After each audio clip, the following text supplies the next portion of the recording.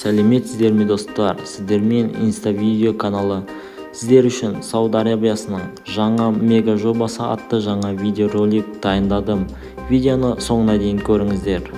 Ал ендеше кеттік.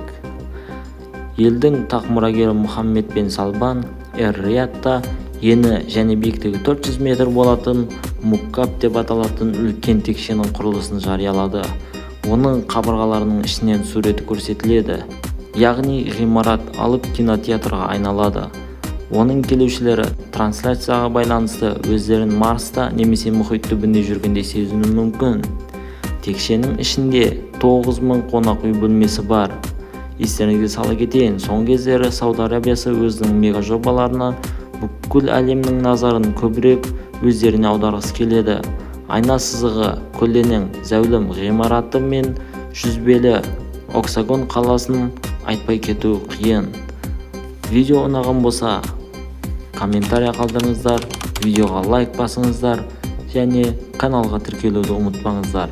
Сіздермен инста видео каналы келесі видеоларда кездескенше.